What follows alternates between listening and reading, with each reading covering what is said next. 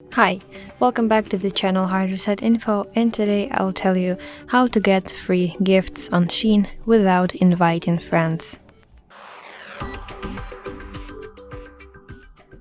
So to receive free gifts from Shein without inviting any friends, you need to participate in the free trial program.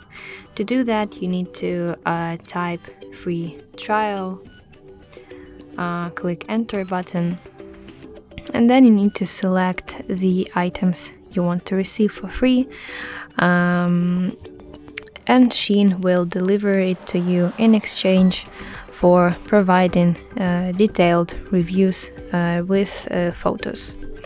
Additionally, to get free gifts on Shein without inviting friends, you can engage with a bonus point program. I mean by that is checking in every day. Here, daily check-in. You can also write reviews for items, participate in outfit contests. Everything can accumulate. By doing these things, you can accumulate some bonus points.